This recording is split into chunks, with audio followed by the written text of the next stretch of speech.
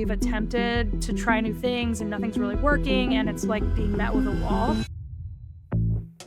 Today, master consultant Joanna Lilley breaks down the exact steps to escape isolation, defeat digital traps, and reclaim your life. She works directly with individuals designing concrete short-term plans that unlock genuine confidence and independence. Those emotional needs are not being met because we're so socially disconnected. And even though we're standing in the same room or in public places, we're all still completely separated because we're often on task. It fuels that emotional disconnectedness. The reality is the want and yearning to be independent, to be like having a joyful life, disconnected from tech or doing their thing. That is there. Can you speak more about that framework? Because I think that's critical. Encouraging that fire and helping these kids grow rather than focusing on where they're struggling. You have to have an awareness of whatever it is that's going on for you. Second piece is understanding, who do I ask to help me in this moment fix said problem? And then part 3 is... Hello, welcome back to the Men's Therapy Podcast. I'm your host, Marc Azoulay, and I'm here with Joanna Lilley, a great old friend of mine and someone that was on the show a long time ago, but is now back for this new iteration. It's great to catch up with her. She is a therapeutic consultant, which we'll talk about exactly what that is. If you're listening and you're like, what the hell is that? We're going to tell you. That's our first question. And she runs a really great podcast called Success is Subjective. So check that out. She specializes with young adults, and we're going to be focusing on what Gen Z men and young adult men are going through. So Joanna, welcome to the show. Hey, I'm glad to be back. Yeah. So let's just talk, the big question, right? Like, what do you do? What is a therapeutic consultant?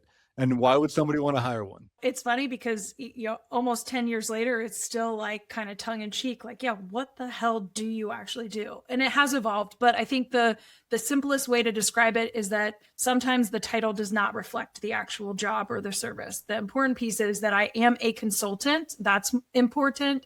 Some of the work that I do is therapeutic in nature in terms of researching clinical or wellness-based resources for the clients that I'm working with. But my job is, in a nutshell, to assess the situation, to research options, and then work with a young adult to help them implement either those options that were presented in front of them, or implement a plan where they will then eventually connect.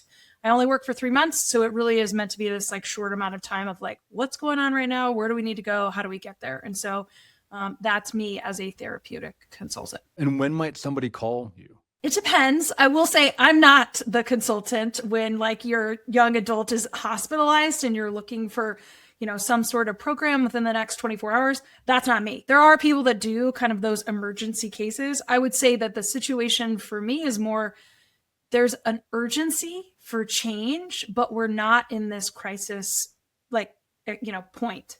And so ultimately, I'm, when we are acknowledging that, hey, there's some sort of struggle and maybe we've attempted to try new things and nothing's really working, or parents have tried to suggest ideas, and it's like being met with a wall.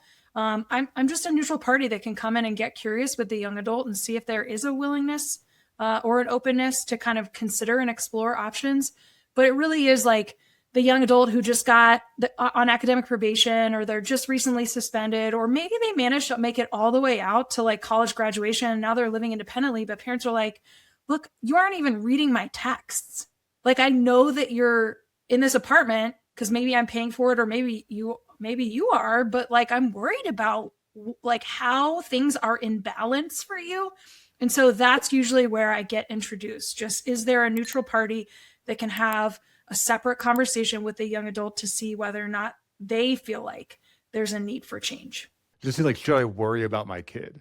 Or maybe you are a little bit worried, but you don't quite know what to do or what resources are out there. And I think it's really critical, that you can parse through all the noise, because there's so much, right? I'm sure you can speak to it way better than I can, but I imagine there is so much for young adults. Do you send them to a therapeutic boarding school or a camp? Or is it just they need to see a therapist? Or they go into rehab, right? It's or something through their college that they can use. There's so much to parse. And I think it's really tough for parents to even know where to start and to find quality programs. Well, and you hit the nail on the head. There's so much out there too. And obviously with tech advances, it used to be oh, what do you find on Google? And then it turned into, now we've got sponsored ads. And so it's just and the evolution now is going to ChatGPT, or what does AI tell you if I plug into the system? Hey, here are my symptoms. Where should I go? And it's just okay, let's slow this process down. There is a need for like human connection because there are programs that are great and there are also diamonds in the rough that you may not ever know about. And then there's also really shitty programs that exist out there. Let's just be real. Yeah, there's always going to be programs that like have a lot of marketing, right? But don't have good clinical outcomes. Yeah, exactly. Yeah, look it on the website, but don't do much. You're like, the website looks fantastic. And you're like, why am I so disappointed in this treatment experience? Well, it's because now we know where the money's going. Right, exactly. All the budget went to that, you know? So yeah, so I'm curious, you know, to kind of dive into our topic is like, what's up with Gen Z? You know, like what are they going through? I know you've been talking with, you know, tons of them, right, at this point. So I'm curious, just kind of like your read on the generation in general, and then we can get to men specifically. But like, what are some of the things that Gen Z is struggling with out there? I'm glad you're asking this, and we're diving right in. I feel like I'm probably going to rattle off a bunch of stuff, and then I'm going to be like, oh my gosh, I forgot all of these other things. So it's just, there's so much. That's really like the summary right now, is that young adults right now are not easy, right? There are so many layers of complications or literally like outside factors, right? Like global warming, politics, the economy, like the state of education and whether or not there's a level of importance there. I mean, like we've got some major systems that are really unstable. And so they're navigating a profoundly developmental period in their life for individuating, having agency, autonomy, like exploring what brings them joy and purpose. And it's like, dude, we are throwing wrenches at them left and right, that it's no wonder. And this kind of segues into like what I'm seeing: avoidance. I'm seeing isolation. I'm seeing loneliness. I'm seeing profound amounts of anxiety that are manifesting into these like wild, almost like obsessive or ruminating like thought patterns. I'm seeing body dysmorphia like way more commonly. I'm seeing process, addiction. So we're talking about like porn or just tech overuse or gaming.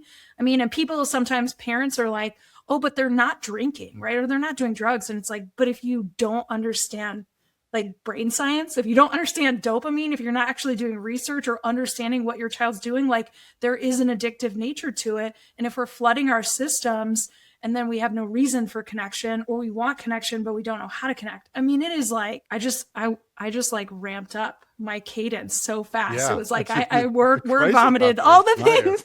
Yeah, there's a lot going on.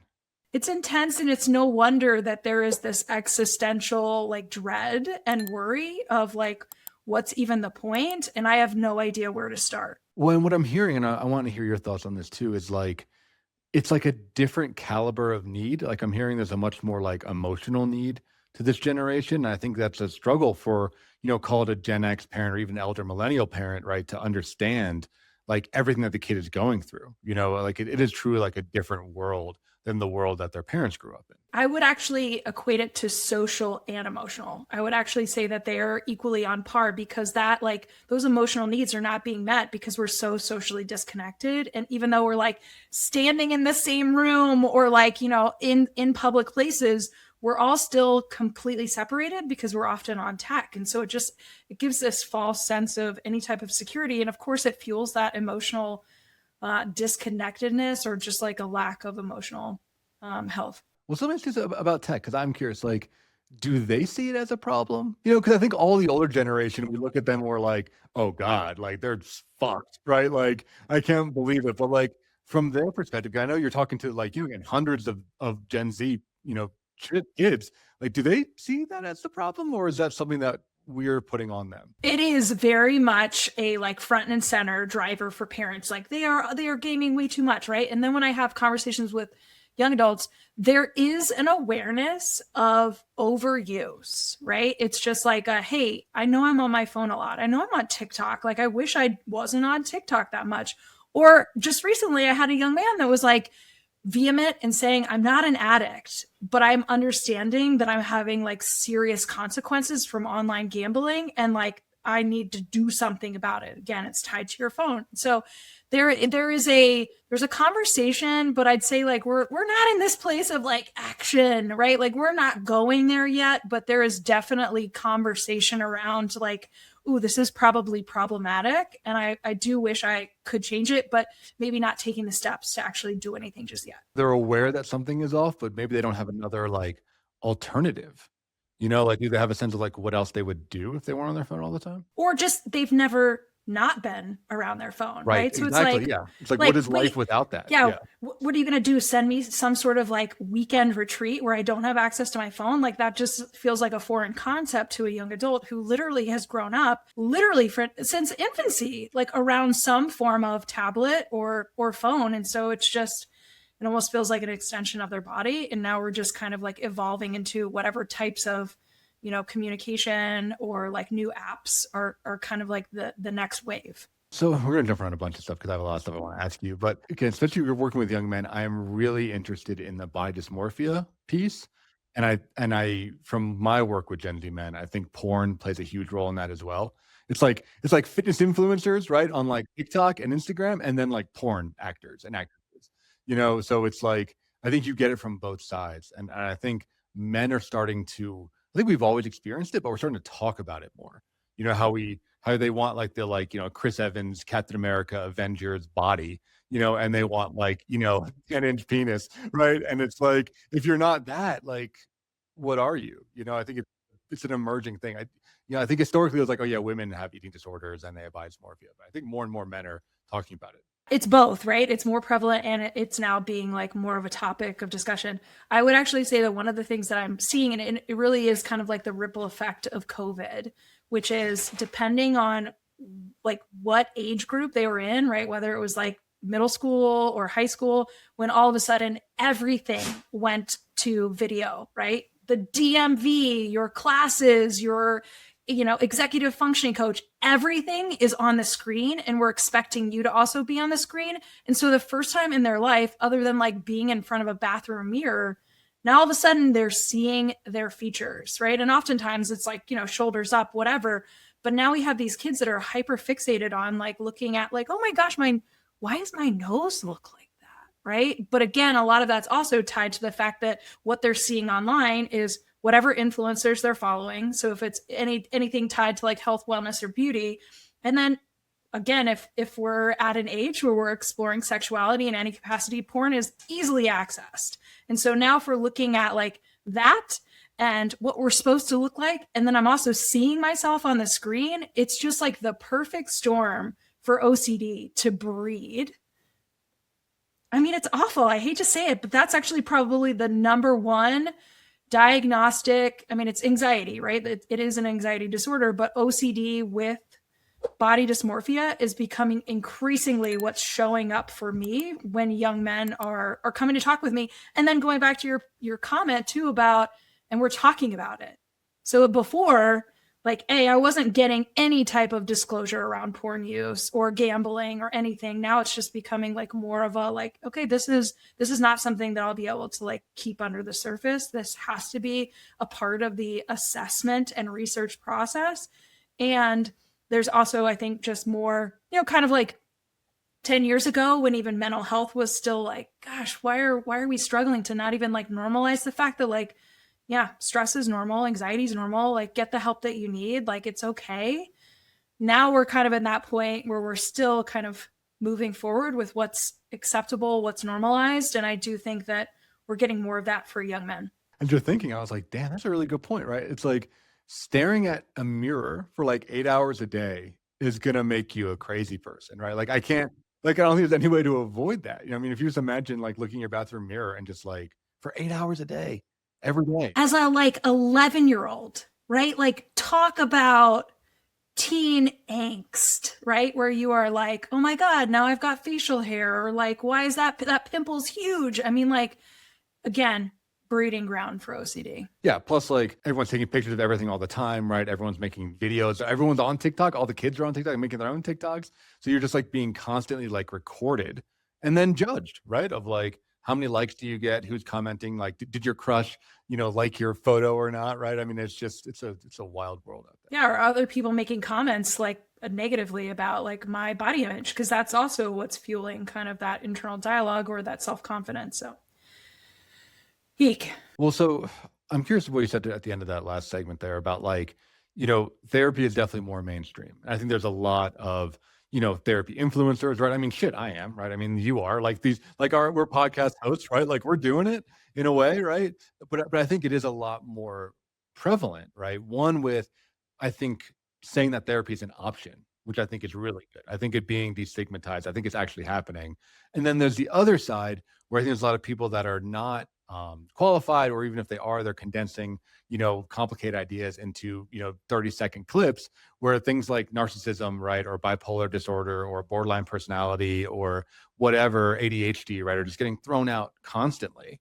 And I think these kids are just grabbing onto all these like pretty serious mental health diagnoses, right? Stuff that, like, like you said, 10 years ago, 15 years ago, you'd be going to inpatient, you'd be like in a mental hospital with these diagnoses, and now they're like getting thrown out like left, right, and center. I'm curious what you think about that trend of kind of destigmatizing, but also spreading mental health jargon everywhere. So for me professionally, I will say that one of the things that I try to step away from as much as possible is labels with young adults, and try to normalize what feels like, again, from a psychological perspective, what is developmentally appropriate for your age group. Now, I say that, and it's also like, well, that's also a label, right? We're talking about a specific period, but this is also like a philosophy, or, whatever. The important piece that I'm kind of trying to focus on is that it doesn't matter what you want to subscribe to, right? Recovery, not recovery, right? Like mental health, not mental health, whether you want to be specific about any of those labels.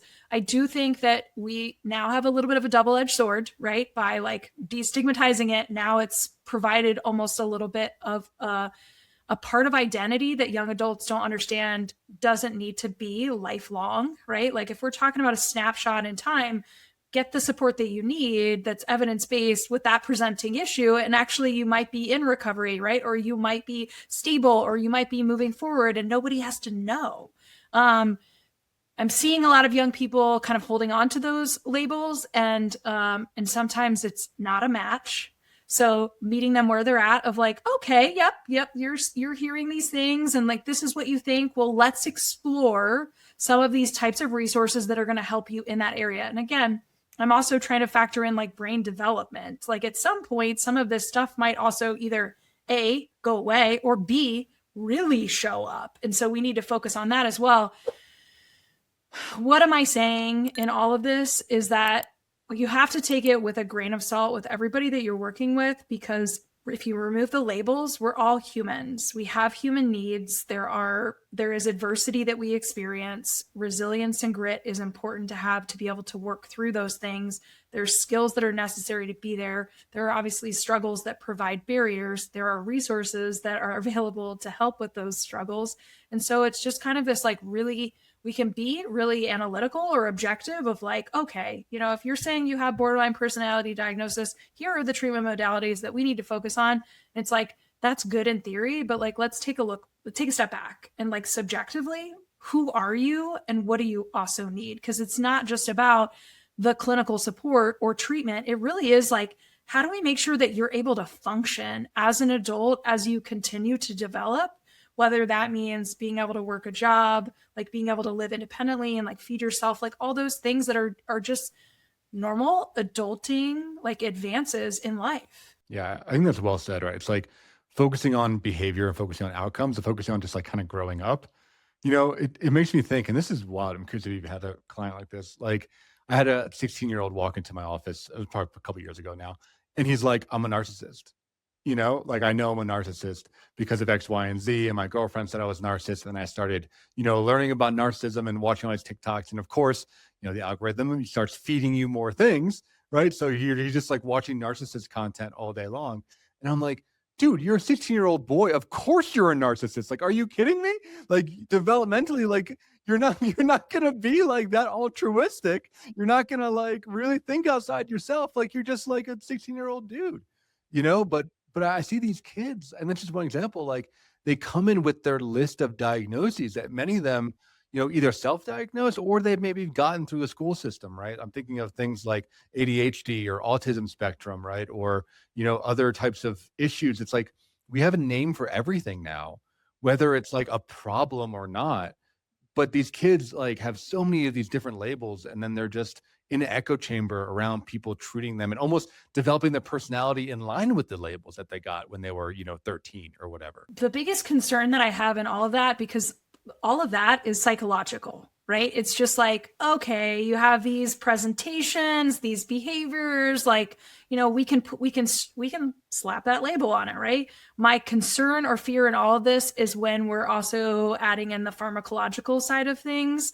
And it's like, okay, you say that you're, like, this is the diagnosis. Okay, maybe somebody said that I'm bipolar, or I'm like leading that direction, and so I'm going to be medicated as if I'm bipolar. And it's like, dude, those are some shit, like heavy fucking meds that developmentally are really going to impact this young person. And so on one hand, yes, I want to like hold the like they have some sort of engagement or drive to like get the support that they need, whether it's kind of accurate or not. But please be really careful, including the psychiatric side of things, because now all of a sudden, if we're medicating somebody for the wrong thing, it could put them on a path that does end up manifesting into pretty serious mental health challenges. For sure. And I'm just like smiling as you're talking, because like, yes, we need people to say that more often. It's like parents are so adamant, right, about like, okay, don't smoke weed when you're 14 because your brain's developing, which, don't do that. That's a good argument. But then they're going to like put their kid on lithium, right? Or on like, Prozac, or on freaking Adderall. And it's like, it's the same thing. It's worse in many ways, right? It's like you're like jacking up a brain as it's growing.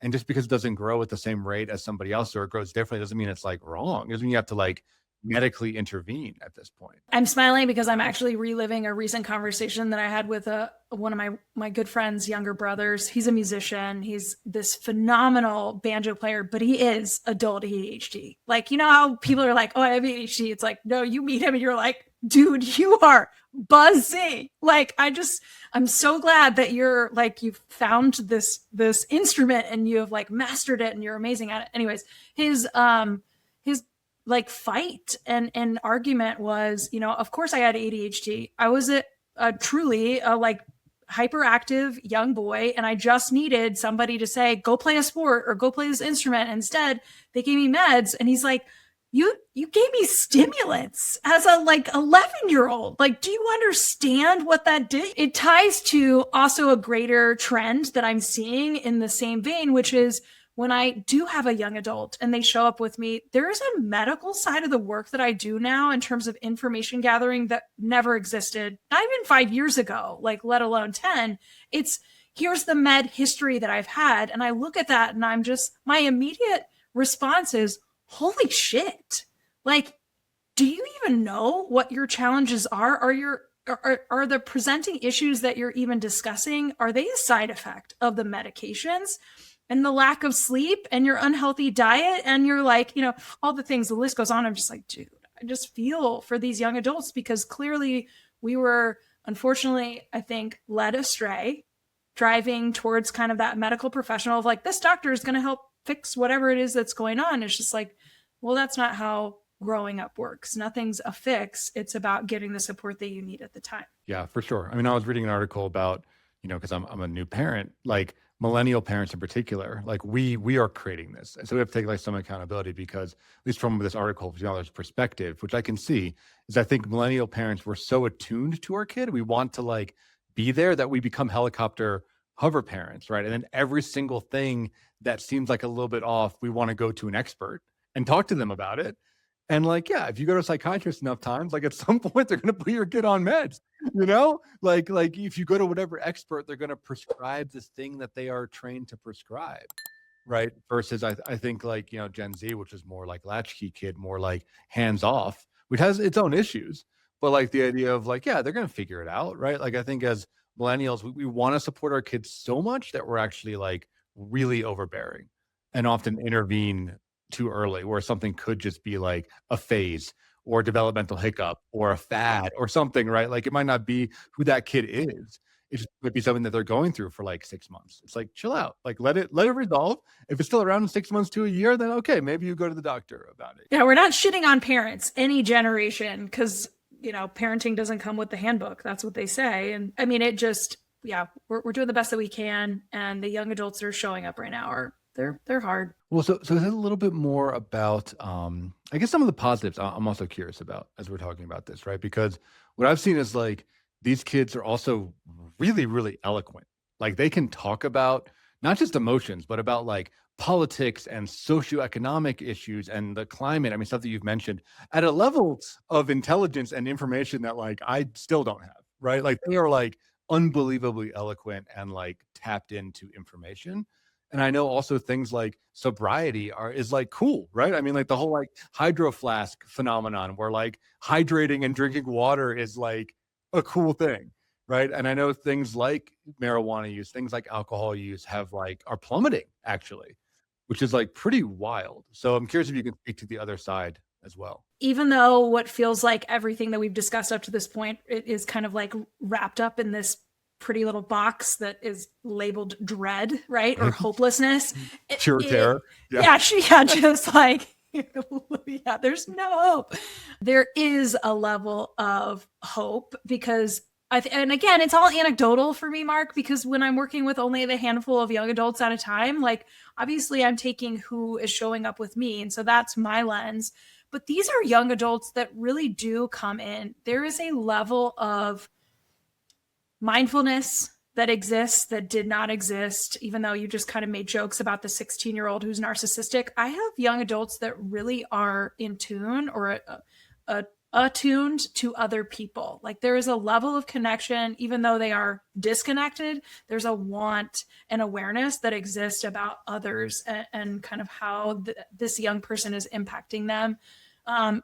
There's also, I'm like almost at the point too in my life where I can't keep up with the trends or like even like there are things that I feel like I'm chasing related to AI just to like understand it all. And then I'll have young adults that will come and be like, oh, Joanna, that they'll be talking about writing stuff. And they're like, but I could do this with AI. I'm choosing not to because I don't want to tap into the data centers because I want to make sure I'm like, I want to contribute my part to not like be tapping into the water sources. And it's just like in my head, I'm like, holy shit. Like this is beyond my level of comprehension. But what I love about it is that there's a conscientiousness that exists. There's also a fire for wanting to learn the things. So like, even though I'm kind of talking about how like dependent or lacking in skills a lot of these people are and how they're like, the only thing that's really front and center is kind of their diagnosis or their diagnostic profile or whatever it is that they need to like target as that quote unquote quick fix or get the help. The reality is the want and yearning to be independent, to be connected, to be self-sufficient, to be like having a joyful life, disconnected from tech or like doing their thing, being in a relationship, that is there. Like it's burning.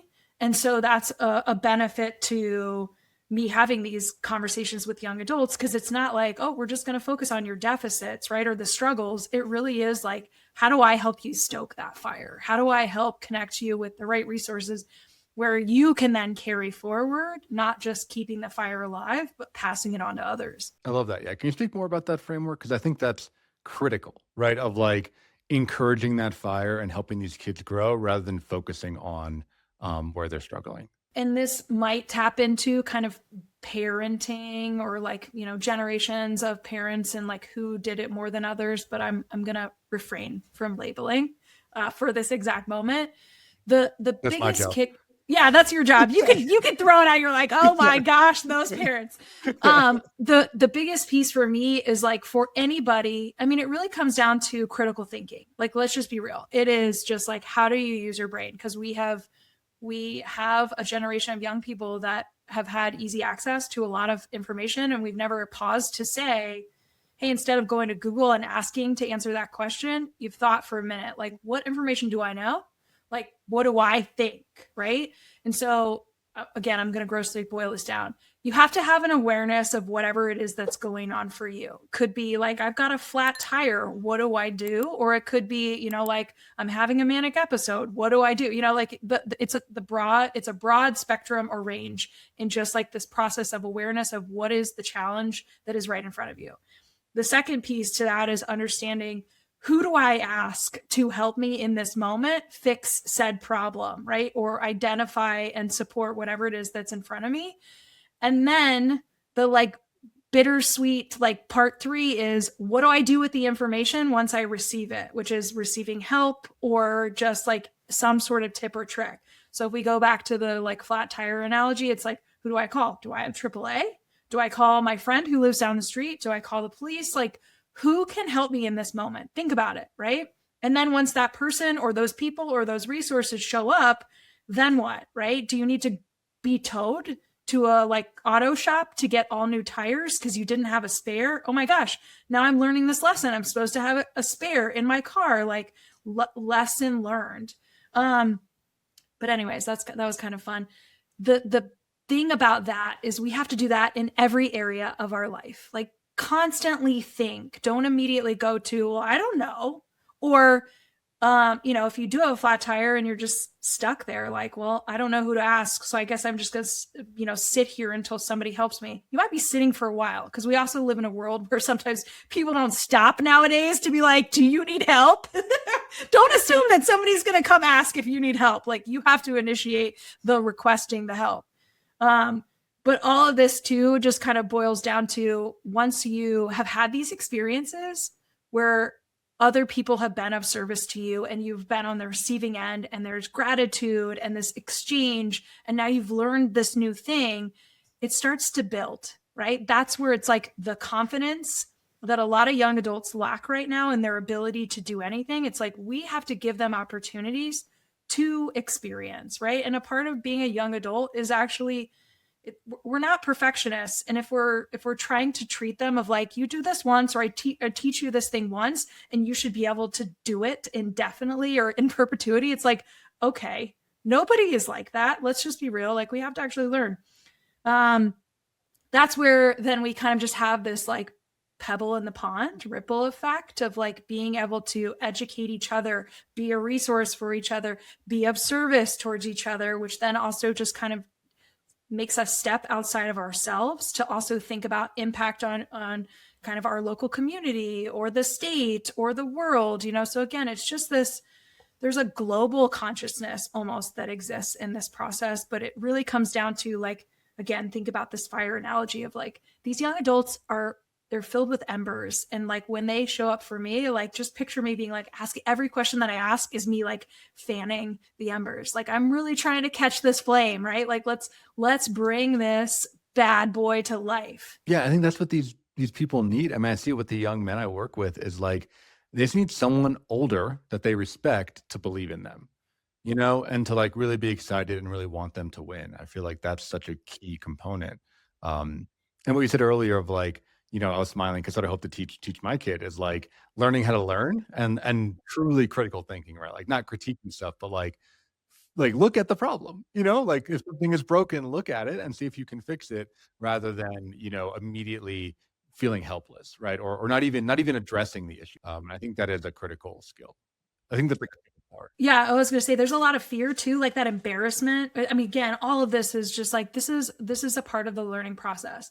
There's no wrong answers, right? But there is only one right answer, right? Specifically for the question that I'm asking. But what I'm trying to teach you is to think to get to that correct answer. And so, not, avoiding shaming language or providing some sort of space where it's like, you can throw out the wrong answers. Okay, that's fine. But you're trying, right? Like, that's what matters.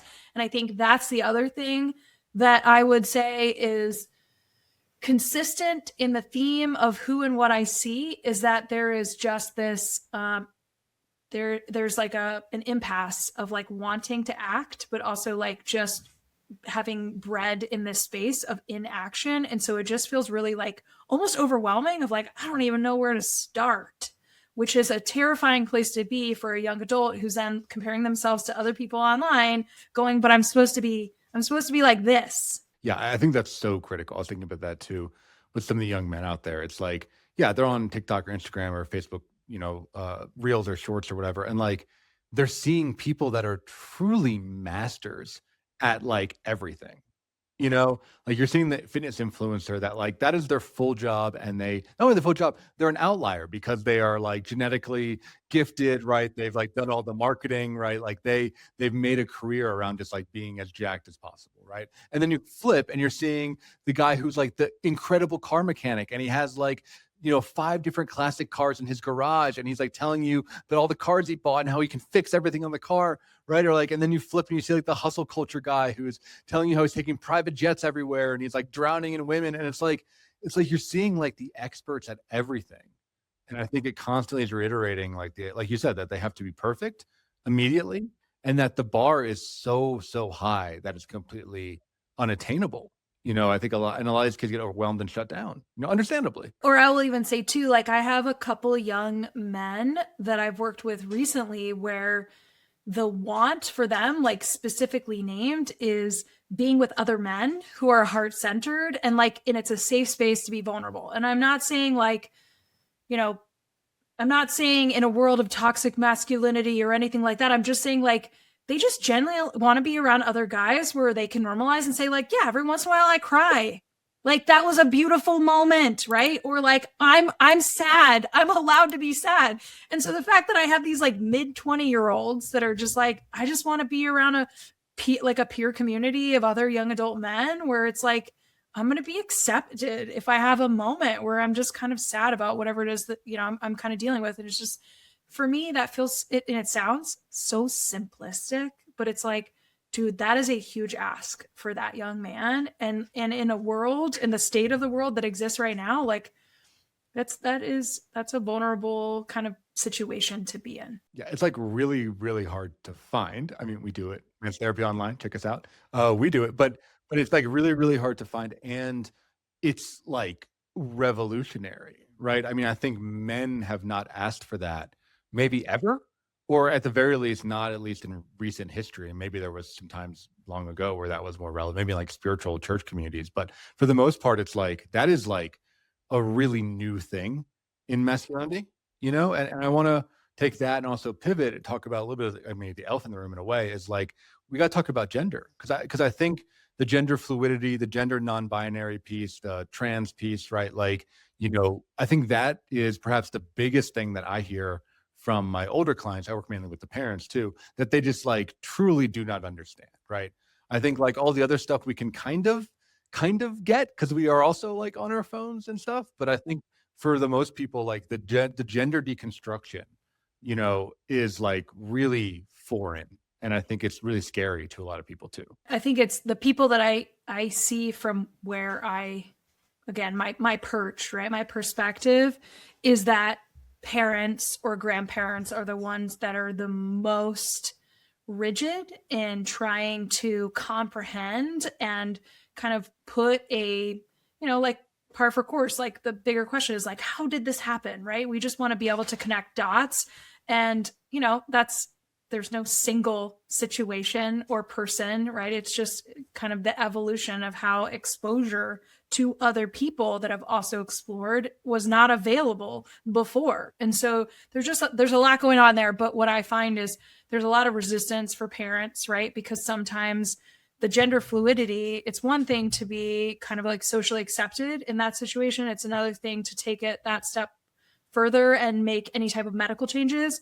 And that's where I think I get way more pressure from parents, right? Like they're usually all hands off unless there is some component that feels like it's a permanent situation and the parents are not accepting. Well, so tell me about how masculinity is changing from what you're saying. I mean, you're saying that there's more emotionality. And I think, yeah, again, I think the line between, you know, masculine and femininity is like really breaking down, you know, and it's becoming more of a spectrum, or maybe becoming, yeah, everyone's kind of unique, and it's not even, the labels aren't even helpful for that generation. You know, they're just like, I am who I am. I'm just Marc, and Marc does these things. I mean, I wish it was that. I wish we could like make it like that, so it didn't feel quite so binary in some respects. I would say that masculinity, as in the sense of the word, has evolved quickly. And a lot of that, just even within the last like 5 to 10 years, is like the Me Too movement, right? Like you kind of gave the example of like Narcissists, like all these like little short clips. And then it's like, okay, narcissism and men, that's like a thing. And now we're watching, the Epstein files and like shit like this, where it's just like what young men are looking at is this the type of gender representation that I want to be associated with?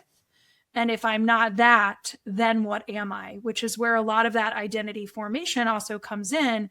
And I want to honor that, right? Again, we're talking about young people. You're talking about gender, but there's also a sexuality component to it too. Like I have some young adult men who are just like, I really don't know who I'm attracted to. But a lot of that's also because there's a lack of experience.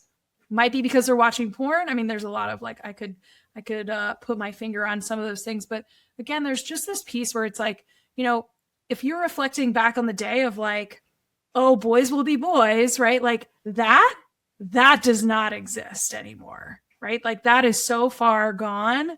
But now the bigger question is more, I wish we could kind of remove the label and just say like, I'm Joanna and I just show up the way that I do. And you can make whatever assumptions you want to make based on kind of how you are interpreting how I'm presented in front of you.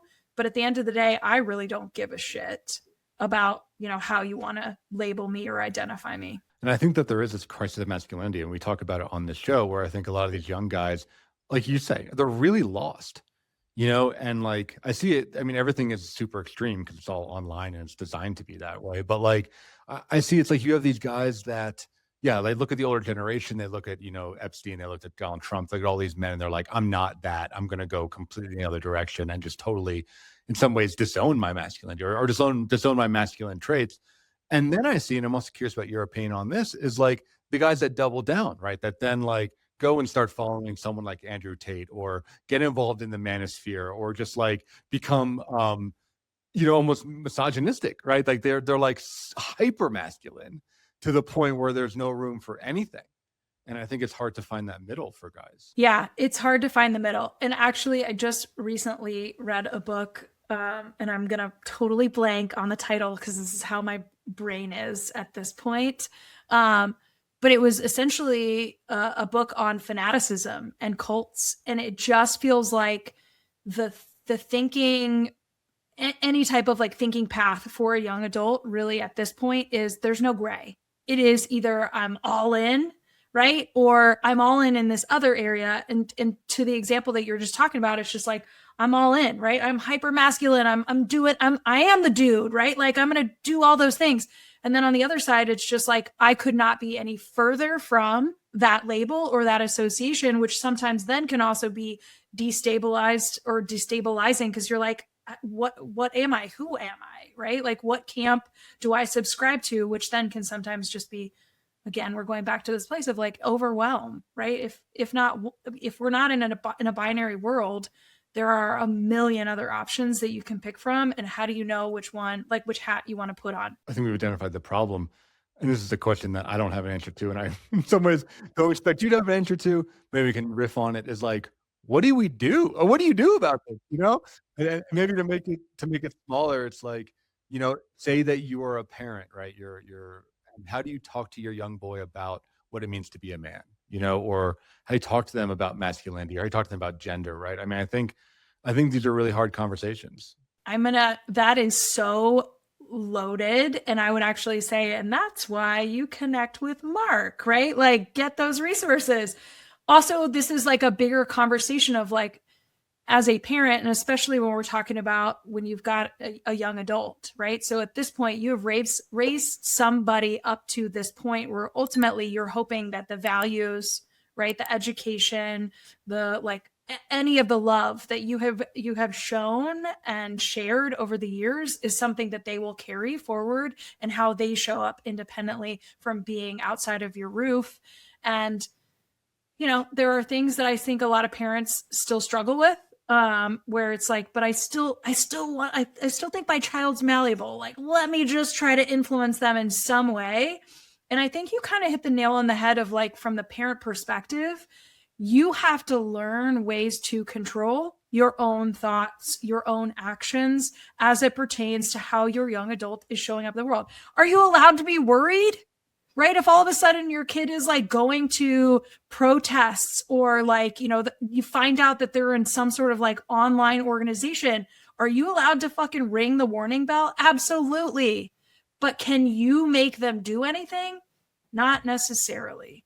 So, and if you can't control somebody else, the only thing you can control is how you respond or react to that situation. And so that's where that like education comes in, coaching, parent support groups, reading books, listening to podcasts, meeting your own therapist, and processing how you feel about some of the things that are playing out for your own child. The path to hell is paved with good intentions. And so I think the one thing that I'll kind of end with in this little soapbox that I was kind of riffing on, which is sometimes parents don't understand that like when you want your child to change or you want them to think differently, the more you belabor a point or try to give suggestions or advice when maybe it's not welcome or wanted in that moment, you're actually doing a disservice to your young adult because they're not going to lean on you. They're not going to feel comfortable talking with you about what it is that they want to be connected to or who they want to be connected to. So you're essentially shutting the door of like that line of communication and relationship between you and your young adult just because you think you're helping when in fact that help is not welcome, especially as we're talking about somebody who is developing into their own human being. For sure. I think that's really, really well said. And I'll throw a couple ideas I have in the ring that I talked to, the parents I work with is like, kind of to the last point you were saying, Joanna, it's like always seek understanding first before lecturing, because I think you and I have been talking about that. There's like so much shit going on for these kids that your parents that you don't understand, so like ask them about their political beliefs, especially if they're concerning to you. Like ask them about what they're reading online, ask them what YouTubers they're following and watch some of those videos, right? Like try to get into their world, ask them about their shifting gender identity, like really trying to like get into and understand what's going on, I think is like step one, and then step two, which you also mentioned, Joanna, is like model something better, or model what maybe what you think is better, because I think kids, young adults, we're like assholes, right? I was an asshole when I was a young adult, and I'm really aware of hypocrisy. So like if someone is telling me, oh, you've got to like go to the gym and you got to take care of your body, and then I see that person like drinking every night and like sitting on their phone, I'm going to be like, shut up. Like you don't know shit, Do as I say, not as I do. Come on. Yeah, right. I mean, you have to like be that person. And then the third point I talk to when I work with parents is like, you can't control your kid, but you can hopefully expose them to positive role models. So whether that is a therapist or a nonprofit organization or a teacher or, a tutor, right? It's like bring in adults that you respect into that kid's life. And hopefully your kid connects with like one or two of them, right? Like hopefully one or two of those can really help shape the trajectory of your child's life. Because I think at the end of the day, a lot of these young adults, like they do want to belong and they do want like the approval of the older generation. And they do want the blessing from someone who they respect that, like we said before, that believes in them. And it's like, yeah, I see X, Y, and Z. Like you're a really good communicator. You should do whatever, right? Like stuff that like will really help promote them, because I think they are looking for a lot of validation, especially online, right? Where it's like a black hole of attention. The double-edged sword. Yeah, exactly. It's like you get exposed to too much information, but then you're also exposed to too much information, right? Like you can answer every question, but maybe that's not the best thing. Well, I mean, I feel like we're just ripping through this conversation and we're nearing the end here, Joanna. But I'm curious if somebody is inspired by this conversation, call it a parent or maybe a young adult, maybe you can do two of these, like kind of like next steps, but like what's something they can do right away once this episode ends? What's something that they can do, whether it's an activity, a resource, or even just something to kind of like think about or journal about that might make some of this conversation real? Okay, 3 things that completely come to mind that feel very important. One, and I'm just going to do a shameless plug for my podcast because I think it also just helps normalize, and it has nothing to do with men specifically, but just young adults in general from the parent perspective. I host a podcast called Success is Subjective, where you, Marc, were a guest a while ago, and I loved having you. The idea was I was building a bank of stories of people talking about their nonlinear lives, right? And so in a world where we have young people that are really struggling to, make decisions or pick a path or are being kind of coached by family members that maybe had a career for 30 years, that's kind of an outdated approach. We've got over 330 some interviews of people just talking about how they basically came to a fork in the road in life at some point in their young adult years, and they talk about where the path led them. And the stories just normalize that it's okay to change course, that it's okay to go to treatment, it's okay to just get help. And so if you haven't ever listened to that podcast, just go listen. And in fact, I would say go listen to Marc's episode so you can hear some of his young adult experience, which is actually pretty cool. Just listen, because I think that helps parents or parental fears around like, how do I even help them in this moment? There's so much, because we're focused on not just like what is happening in the moment, but also how is this going to impact your future, right? Like that always is kind of on the parental horizon or like top of mind. Does this mean it's going to change where you're going to go to college? Is this going to impact what career you have? Is this going to impact your likelihood of having a relationship and a family? I mean, it's like, unfortunately, we just have that kind of like sequence burned into our brain. So go listen to a couple episodes and just like check out. Here's the this is like part 2 that I'm saying, which is go for a walk while you're listening to the podcast, because we don't get out enough. And as humans, we need that bilateral stimulation. And gosh, having fresh air, like listening to a story of somebody talk about how and it's 30 minutes or less, talk about how like life took them on the path that it did, would be a great opportunity for you to also just take care of yourself as a parent, like bring yourself down from a grounding perspective. And then also, again, just normalize some of these other experiences. And then the last thing that I'll say is, if you do not have your own therapist, I would be in a pickle if I did not plug therapy on this conversation, because it is so important for us to have someone. And again, if it's not a therapist, like find a coach, find somebody that's certified for the exact thing that you're looking for.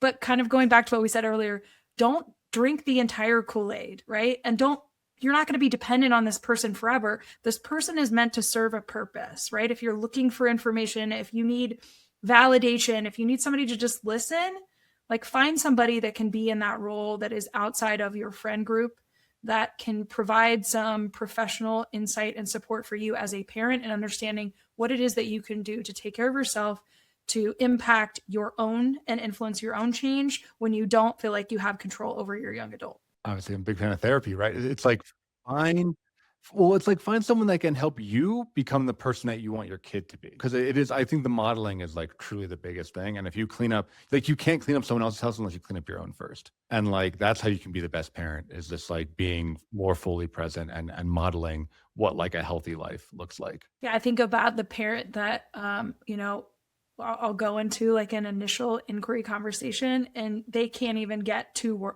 sentences out and they're already bawling, right? Like the surface level overwhelm and flooding of fear and anxiety. If the parent is like that, before I even meet the young adult, I know what I'm stepping into. And a lot of this, like right in the moment, is like, I got to hold you as a parent.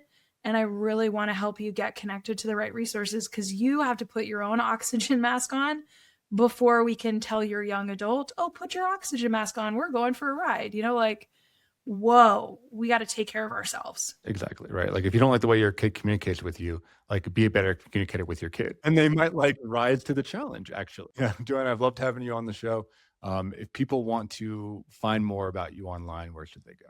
Just land on my website, which is www.lilleyconsulting.com. And we'll have that link in our show notes. We also have a couple of our social media links there as well. So give her a follow, check out her stuff. If you're really enjoying this conversation, there's a lot more Lilley out there. So there's a lot more Joanna Lilley to listen to.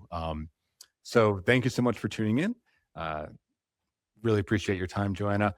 And thank you for listening to the Men's Therapy Podcast. As you know, Men's Therapy Podcast is part of Men's Therapy Online. All of our stuff is at menstherapy.online. We have more content that you can even imagine. More podcast episodes, more blogs. There's so much stuff on there. What we just opened up and we're really trying to build is we have a free Slack community. So Slack is like a chat room app. It's all encrypted, HIPAA compliant, all that kind of stuff. But it's a place to connect with other guys going through similar stuff. We are about 300 guys on there right now. And we're looking to kind of build that to 1,000 by the end of the year. So if you're just looking for 100% free support, a place to connect that's safe, a way that you can talk to me and talk to all of our other great contractors and therapists that work for us. Check out that. And of course, if you want to work with us, we offer individual, couples, and group, as well as some retreats and in-person outdoor experiences. So everything is at menstherapy.online. So thank you so much for tuning in, and we'll see you next week, another episode of the Men's Therapy Podcast.